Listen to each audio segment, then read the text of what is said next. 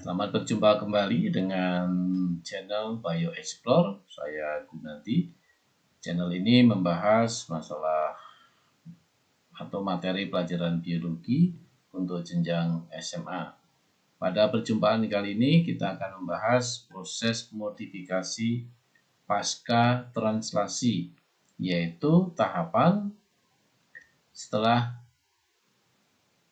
translasi pada sintesis protein.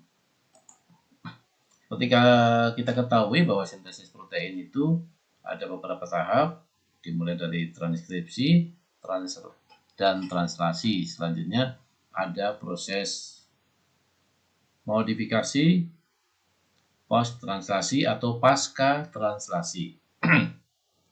Yaitu pengertiannya adalah suatu peristiwa yang terjadi setelah proses translasi yang mengubah protein hasil translasi yang belum berfungsi menjadi protein yang berfungsi atau protein fungsional. Di sini contohkan misalkan dari prohormon ya non fungsional menjadi hormon yang sudah fungsional, atau pre-enzim, proenzim atau simogen menjadi enzim. Ya, itu contoh sederhana dari proses modifikasi pasca translasi.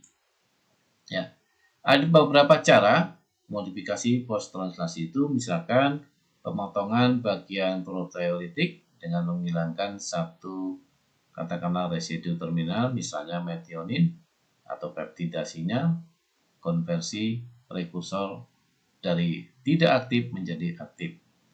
Bisa juga glikosilasi, yaitu penambahan komponen gula, hidroksilasi itu penambahan gugus hidroksi. Ya, contohnya di situ prolin menjadi hidroksiprolin, lisin menjadi hidroksilisin. Ya, fosforilisasi itu penambahan gugus fosfat. Kemudian modifikasi lipofilik itu penambahan gugus lemak pada protein. Ya, juga ada metilasi, kemudian ada penambahan gugus prostetik dan pembentukan ikatan sulfida atau beliran. Pada pembahasan sebelumnya juga tentang metabolisme, kita juga sering menyebut istilah enzim itu ada apoenzim dan ada holoenzim, ada kofaktor dan segala macamnya. Itu adalah bagian dari peristiwa modifikasi post translasi. Ya, di sini dicontohkan. Yang pertama adalah modifikasi hormon dari proinsulin menjadi insulin.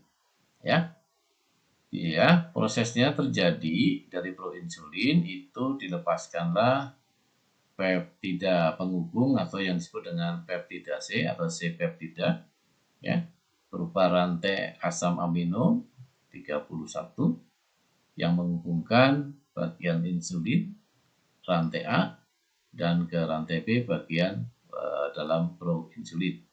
Setelah itu dilepaskan, maka akan menjadi hormon aktif yang diperlukan oleh tubuh kita.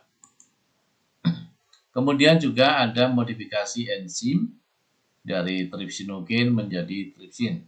Di sini contohkan tripsinogen itu enzim yang belum aktif, ada di dalam usus halus kita. Kemudian oleh enzim enterokinase itu akan diubah dengan melepaskan tripsin dan TAP. TAP ini merupakan asam amino, ya, kepanjangan dari terminal activation peptida atau peptid. Ya. Di bawahnya dengan pola sejenis dicontohkan beberapa proenzim yang belum aktif, misalkan ada akhiran ogen, misalkan simotripsinogen atau proelastase, atau mungkin juga nanti ada pre, itu artinya belum aktif, menjadi enzim aktif ditunjukkan pada bagian kanan. Simotripsinogen menjadi simotripsin, proelastase menjadi elastase, dan seterusnya. Itu contoh dari modifikasi untuk pembentukan enzim aktif. Ya. Nah, kita lihat lagi modifikasi proinsulin yang tadi sudah disebutkan di depan. Ini diperjelas tempatnya itu adalah di kelenjar pankreas. Kemudian dalam kelenjar pankreas itu ada bagian yang kita namakan pulau Langerhans. Dan di dalam pulau Langerhans itu nanti ada sel alfa, beta, dan gamma. Ini yang kita singgung adalah sel betanya. Sel yang nanti akan menghasilkan hormon insulin. Ya, pada proses transkripsi dihasilkanlah ARN duta yang nanti akan mengkodekan satu senyawa protein yang kita sebut proinsulin. Ya. Nah, kemudian setelah proses translasi yang ada di dalam ribosum, ya, ribosum itu ada yang bebas, ada yang menempel pada retikulum endoplasma. Nah, kemudian akan dihasilkan protein yang belum aktif, ya. Nah, protein yang belum aktif ini nanti akan diaktifkan dengan proses modifikasi di badan Golgi atau aparatus Golgi. Nah, keluar dari aparatus Golgi akan dihasilkanlah hormon insulin yang siap berfungsi. Nah, ini tadi sudah disebutkan, ya, dari peristiwa transkripsi itu ARN dutanya akan masuk ke dalam ribosum yang menempel di retikulum endoplasma. Kemudian di retikulum endoplasma terjadi peristiwa translasi. Ya, setelah translasi selesai, protein yang belum aktif tadi atau proinsulin, dalam hal ini kita bicarakan insulin, akan ditampung dalam vesicula transport, gelembung pengangkut. Ya, ini adalah vesicula transport atau gelembung pengangkut.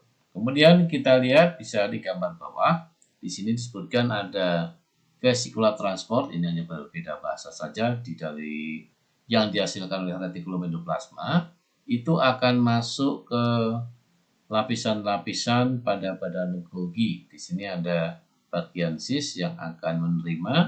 Nah, di dalam lapisan-lapisan inilah, di dalam sisterna akan terjadi proses modifikasi tersebut dan nanti akan dikeluarkan dalam gelembung melalui katakanlah pintu trans. Setelah ini, maka terjadilah hormon insulin yang siap pakai, atau kalau di kelenjar yang lainnya misalkan ya enzim yang tadi kita sebutkan, misalkan dari tripsinogen sudah menjadi tripsin. Kira-kira itulah proses modifikasi post translasi atau modifikasi pasca translasi yang akan menghasilkan enzim aktif siap dipakai oleh tubuh kita. Ya. Demikian kira-kira materi sintesis protein tahap yang terakhir yang kita sebut dengan modifikasi post translasi. Harapan Bapak, tayangan ini bisa membantu kalian dalam memahami materi genetika molekuler atau struktur materi genetik. Jika bermanfaat, jangan lupa kalian share, berbagikan kepada teman-teman, subscribe, like untuk channel ini, dan kalau ada yang perlu diperbaiki, dengan senang hati usulan kalian atau komentar kalian yang positif akan kami perhatikan. Terima kasih untuk perhatiannya. Salam sehat, Tuhan memberkati.